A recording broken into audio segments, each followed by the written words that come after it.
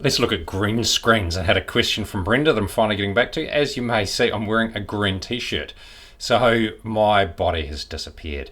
So let's look at the mechanics behind that and go into the settings of Zoom. So under settings, the little cog at the top corner, and under virtual backgrounds.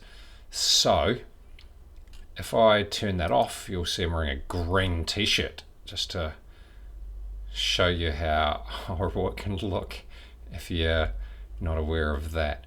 So the question was, how do you get on if you don't have a green screen, because it can be quite pixelated. So if we unselect this under virtual backgrounds, it says, for me, my computer doesn't have the required processing power to be able to do the virtual background without the green screen.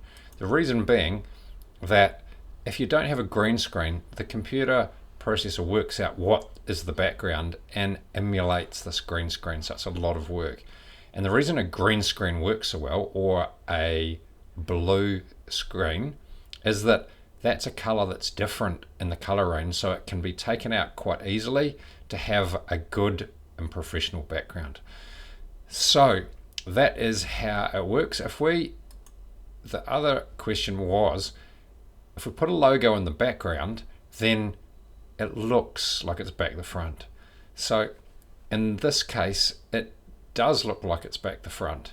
If we go to full screen, when I'm selecting it here and in this little screen, it looks back the front and here, but for the people viewing it, it isn't back the front. So that's the last thing to be aware of. And finally, do you really want to use green screen? Well, you don't want to use the green screen option without a physical green screen, because the quality is not really worth it. But if you are going to invest in a green screen or not, the question comes down to how important is it? It can be really much more authentic to have a real background, and for a lot of people that's the recommendation.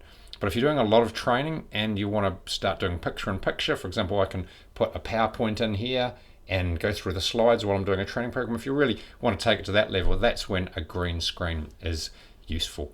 And finally, to get a green screen, then you can go to YouTube, and the keywords I've got here is Chromakey green screen, and then do a search, and a number of different green screen options come up. You can get one for around $20, and